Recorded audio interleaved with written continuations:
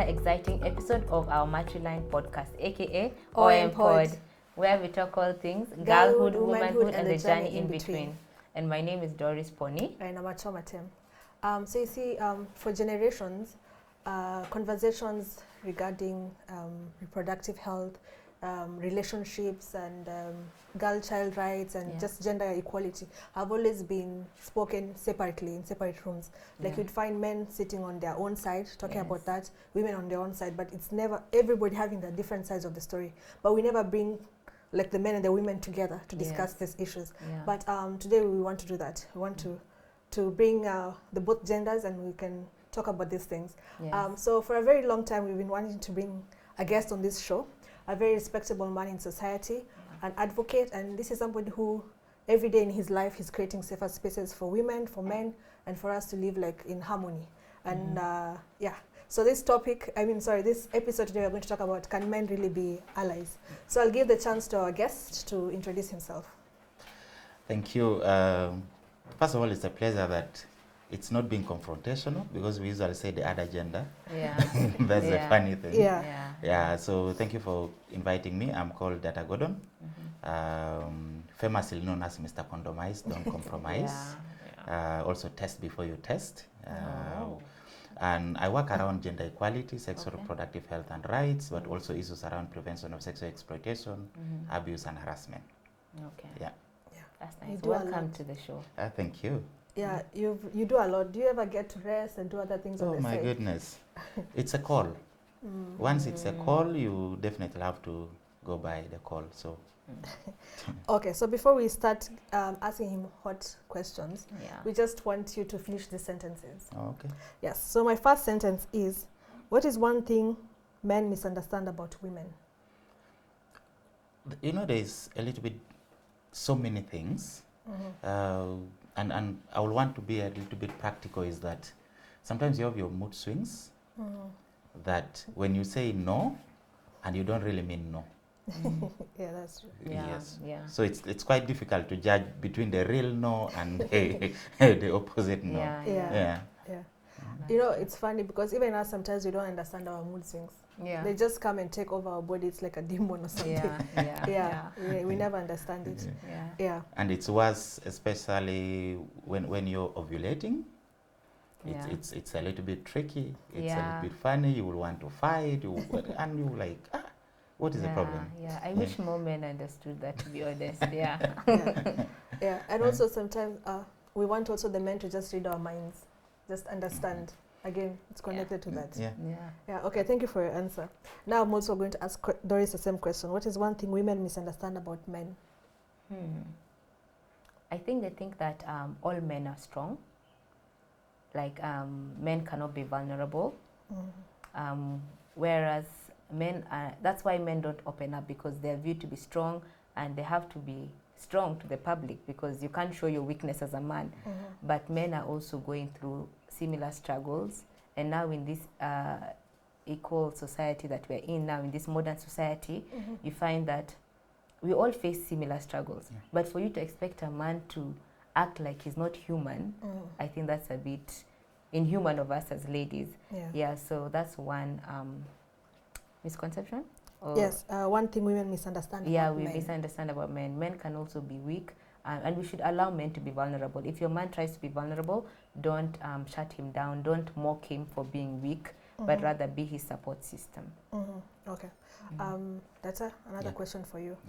An ideal man, ... If you could just finish that sentence. An ideal man is one that embraces gender equality. Does that apply in South Sudan? Is it the reality? That's ideal, but is it the reality in South Sudan? On the bigger end, it's not, but on the smaller end, it is. Because one thing is that how we are raised is you have to be strong, you have to be masculine, you're a protector, a provider, and because of that alone, you become a dominant factor in the society. So, and that, just like you said, is that we are, you want us to be strong, yet we can be vulnerable. You do something small, are you not a man? Right? So that alone is so driving. That's true. Okay, and Doris, a strong woman, ... A strong woman carries the weight of society in her shoulder. Okay, that's the narrative we are told. Yeah. But a strong woman is confident in herself and knows her identity. Yeah. Okay.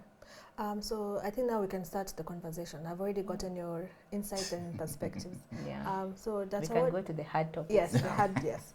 So what made you become an ally? Like, what made you? Like you said, it's a calling. Like, tell us like how it started and what motivates you and yeah. First thing first is that, of course, I am born in a family of 2 boys, no girl. And we've been more into the refugee life from Zaire to Uganda, back to South Sudan, Zaire to Uganda and that. And I remember my mother, possibly because of how she's also raised, keeps telling me, being the eldest son, that you need to know how to cook because you don't have a sister. Yeah. You need to know how to sweep the compound because you don't have a sister. So the constant has been because you don't have a sister. And time went on. And I remember in 1998, I was in one place near Yei. It's called Korlevi. And I was in P3 at that time. So we were with girls in school. But then a few years later, when I came back to Yei, after going to Uganda, coming back to Yei, and interacting with peers, and I was told, these girls already got married. And some of them have 3, 4, 5 children already. And yet, I was not even dreaming of marrying at that time. And it became a little bit difficult. After finishing my senior 6, I joined teaching. I was a secondary school teacher in Yei for about a year. Okay. And in that process, I also was able to examine, because I was in the secondary school, but then there was a primary school nearby. Yeah. And one thing that came out very clear was that the enrollment rate of girls in school is high, usually, at the lower primary. At the lower primary. But then retention, we fail to retain girls in school for many factors. And one factor is menstrual health, issues of menstruation. We, boys or men, are stigmatizers. So the moment a girl has a stain, we start to nickname her, give her weird names, and this girl has high chances of leaving school. And because of that kind of stigma, the environment we've created as men and boys, when a girl is in her period, she tends to stay home because there are possibilities, there might be a stain, maybe due to lack of products and a few other things. So as time went on, I came to Juba. Of course, I left telecom work in here. I also joined another telecom company in Juba. And another driver came in, the aspect of HIV prevention. Okay. I could move 10 clinics, but I don't find condoms. Now, I put all this together, and then I started a Condomize campaign, the Condomize and Don't Compromise. And as time went on, within 2019, I asked myself the hardest question. Everywhere we had a discussion about GBV, issues around gender equality, we focus on empowering the girl child, which is okay. Yeah. But then when you look at the perpetrators, it is us, the men. Now the question is, do we need to continue empowering the girl child who comes back to a man who cannot handle an empowered woman? That has been the question. Now, because of that is when I started the Men4Women initiative. Okay. We engage men and the boys Yeah. for purposes of gender equality. Yeah. So that is one of the drivers, the fact that we are at the center of either perpetrating the violence or creating an environment that is not conducive for a menstruating woman and girl. So it is our role to change that. And that's why there was one friend of mine, he's called Mariak Michael. He said, you can't empower an oppressed wife who comes back to a primitive husband. Very true. Very true. Yeah. You've said so many things, like a lot of good things. Yes. The fact that you were just the only boy. I mean, you guys didn't have we didn't have a sister. Now for Doris, it's the opposite. Yeah. Doris is the only girl with 3 boys. Was it also different, or like did you used to do all the chores because you're like the only girl? Yes. So now emphasis was put on me because now I'm the only girl. I have to learn these things because my brothers are not gonna help me, and I have to cook for them and do all of that. Although we had support at home. But my mom always emphasized that I need to learn these skills because one day I'll be a wife. you know. Yeah. So for her, she was not even preparing me to cook for my brothers. She's like, no, you're going to be a wife and I should not bring shame to the family. So the emphasis was on me learning, equipping myself with the skills. But also I love that your mother, which is quite unconventional of mothers in that time, to train their sons to cook. Because you find that most men today cannot survive on their own. Or some of them, once they get married, it's like they forget that they knew how to cook. Do you still cook right now as a married man? I do. And one weird thing happened, because one is, as a husband, and my wife is a Mundari. Okay. Mirola Mundari. Ngorona Mundari. Yeah. My wife is from Terkeka. Okay. And you also know the fact that she's from Terkeka, cattle keepers, and for us, we are not cattle keepers. There is that difference usually. Yeah. But then she understands me, because right from the dating aspect, she got to know who I am. She understands me. And one point, she went to visit the uncle, the maternal uncle. And me, I cooked. I went to the market, bought food stuff, cooked. I went to shower, and then they arrived after I had already eaten. So she came with the sister-in-law, the wife to the brother, the follower. So when they came, and then I brought food. I first brought water for them to wash the sitting room, and then I carried food. Yeah. So in the process of I was going to the kitchen, I don't know what I was going to do, and then there was a question behind.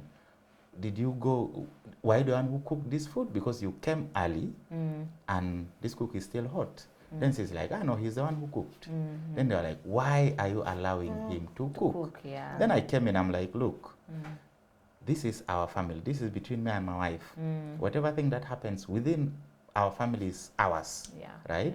So it's normal for a man to cook. I like that. And that's why most times I go to the market, I go with my firstborn. We go together with him, we buy kodra, bamia, all those stuff. And then you come back home. And then I tell him, let's cut the meat and all, or chop the heads of the silverfish, because that's also my favorite dish. Yeah. So because of that, you find that, yes, I get those challenges, but I still do cook. Okay. Yeah, I do cook, I do wash.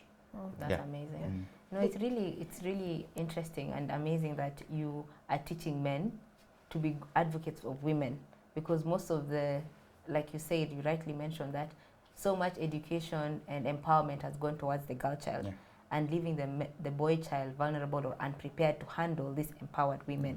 So I commend you for doing that. And you just talking about cooking, you reminded me, one of the ways that I know you, or I heard of you first, was there was a cooking challenge for men that happened some years back in Mid and Rainbow. 2023, I think, Yes, it was 2023 when men went to the field and they were cooking. So I hope more men cultivate such cultures, and we need to normalize men doing certain chores in the house.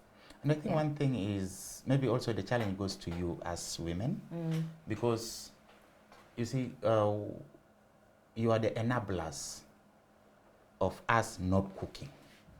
You're the enablers of us not doing the gender roles, that it's normal to cook, it's normal to do any other chore, to take care of a baby. Like, it's you who do that.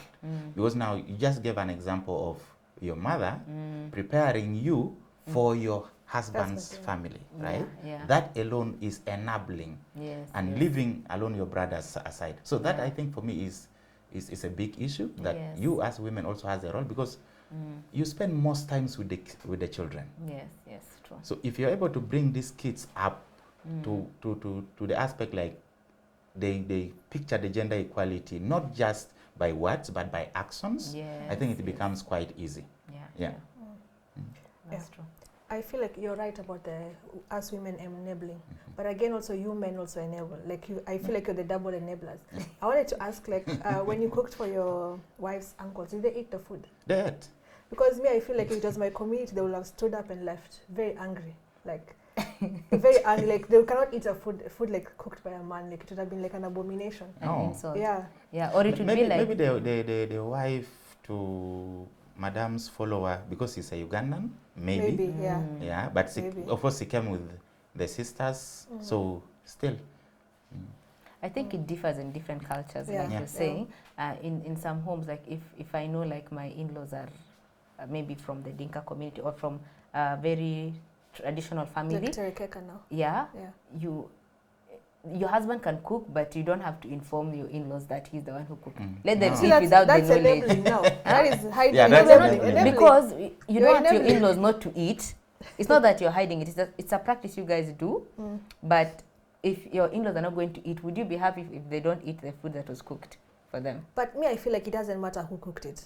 Yeah, I know it doesn't. In an ideal setting, even me and you, of course, we are modern women. We don't care about that.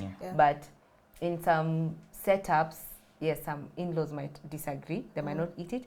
But I feel like that's quite primitive. If we talk about equality, it has to be across all boards. We should not be selective in how we apply the But it's also in South Sudan, communities are different, right? Yeah. And recently I was in Yambio, and of course we have this thing called the men talk. We bring men and have a conversation with men. And in one of the men talks we had is that men cook but conditionally. Maybe if the wife is not there. If she's sick. Like if she's sick or something of that kind, and you don't have another female relative nearby for you to call. And I'm like, look, we're already in a modern world. Imagine I'm deep maybe in the village somewhere in Lobonok. I don't have a relative there. Do I need to wait for someone else to come from Juba to Lobonok and then be able to help me in cooking? No, it doesn't. Do you know why the matam business is thriving in Juba? Yes. Many men don't want to cook. Especially, so you could be married, but let's say your spouse is away. Instead of them going to the market, buying ingredients, cooking, they just go to the matam and they eat. Easy. But for like parents who have enabled their children to be that way, I feel like sometimes society will forcibly teach them. Like for me, my brothers who are not taught to cook at home, they ended up learning how to cook when they went to boarding school. Nice. Or to campus, or when they left the country and they're living alone. So you'll find my brother would call my mom, hey, how do I cook beans? But funny enough, my dad was a traditional man, I mean, a man of his age. He used to cook. My dad loved going to the market. And that's why for me, I find it very normal to have a man who can cook. That's simple. And the challenge is when a man goes to the market, and especially, leave alone buying flour. But when a man goes to the market and buy this kodra, bamia, the way women also look at maybe an rakabuz all day or You know, even for my community, it's an abomination to go to the markets. Like a man cannot go and buy kodere and all this. No, they cannot. I had this 15-year-old cousin, male cousin. There was a time I bought food from the market, then I had forgotten to buy matchsticks.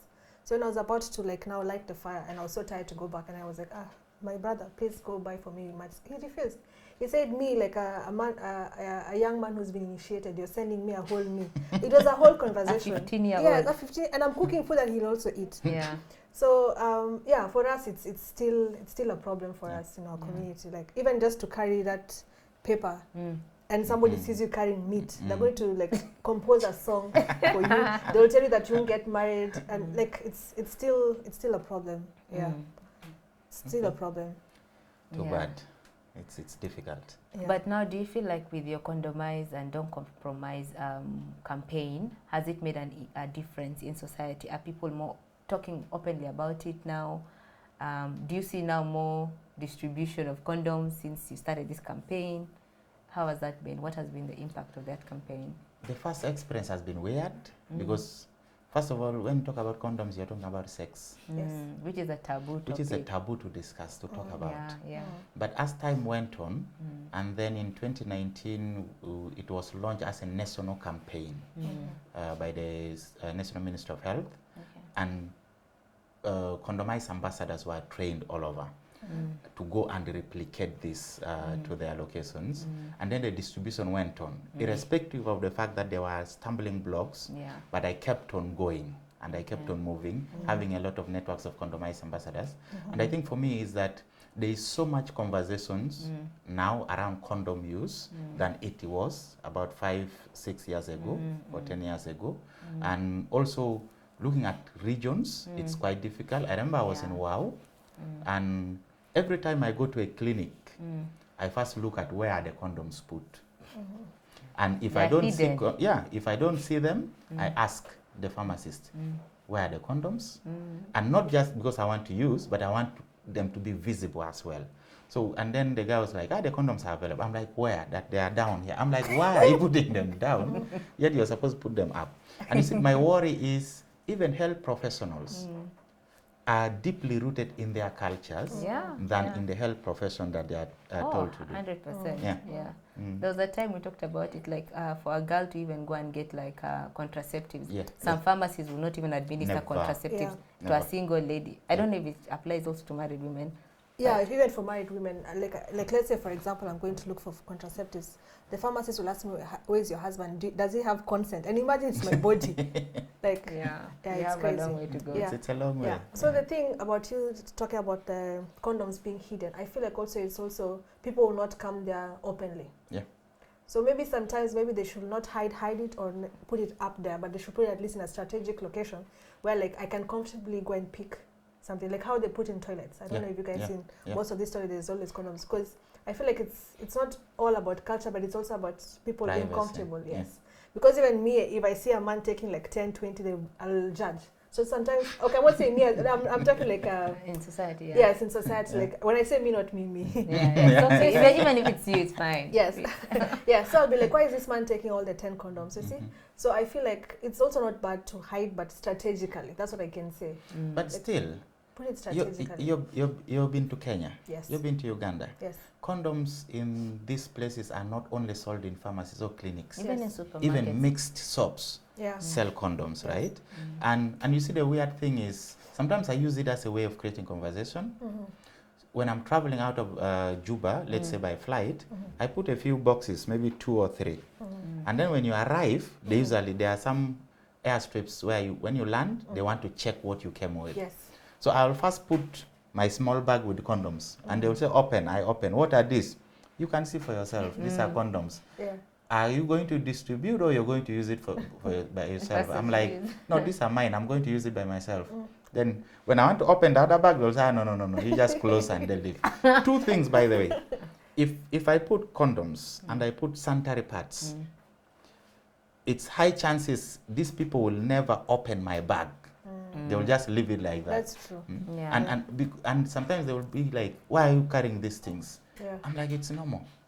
Because even in my car, I move with sanitary pads, and I have friends that they know, and maybe during emergencies, they will be like, give me your car key, and I give, they go pick it, they change, and then it's okay. Yeah. It's normal. That's amazing. Yeah. So, you see here in South Sudan, even pads are such like a taboo thing, They wrap it like meat. Yes, but it's true by them, very true. Why do they wrap sanitary pads like meat with newspaper, double-layered polythene bags? It's not top secret, I mean. It's not, it's normal and it's natural. Like. Yes.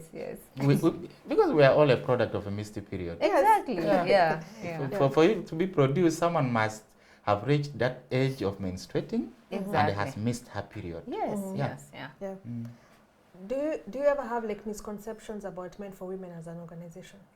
There are many pushbacks we get, especially from that cooking challenge, the Rujal Baghdad cooking challenge. We had even from people you will look at and you will be like, no, they are not supposed to oppose this. But it was a real pushback. But we were able to work with our partners at that time, and there was almost a similar activity, but not practical, where people had to make commitments, and some of them made commitments unknowingly, but they got to be reminded that, imagine you were challenging this idea, and now you're here making commitment. So we faced that, and even the first time we had the conversation around menstrual health, when we went to one school in Mangaten here in Juba. So we went and we asked the teachers who want to have a conversation around menstruation. And then they were like, we'll prepare for you the girls. And we were like, no. Both boys and girls.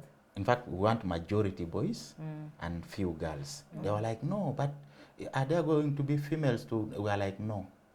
We want to have these conversations with the boys.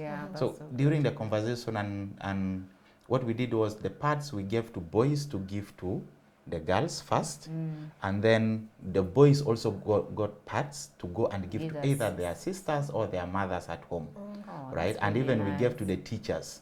And one teacher was like, when he went home, he gave to the wife, and the wife was like, are you sick? This has never happened before. So he doesn't buy pads for his wife? No, man, we just give this thing called masharif. It's you to manage it yourself. Yeah, they'll never literally buy you the pads. No, what if it's an emergency? Like it happened, then I'm in the house already. We don't understand those things. Even when you're in cramps, there are these cramps where it puts you even down. Where you maybe you have to be on a drip or something. We don't know those things. Most men don't know those things, right? No, I think we really need more male advocates for women issues. Because you're really challenging a stereotype, and most men, because of their environment and their upbringing, they didn't have that opportunity. And that's why we don't usually blame them.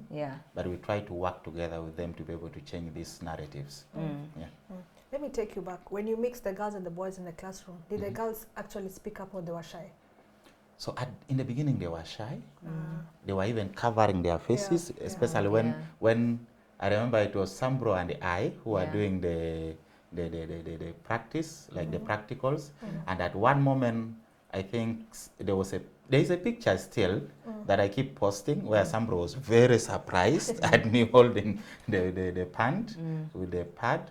So at that point, there was that mixed reaction. The girls were covering their faces, they were shy. But with time, as we continued and we were telling them, we are bringing you here, including the boys, because of this purpose, and they got to understand. And then we even called a boy in front to demonstrate. Wow, that's really amazing.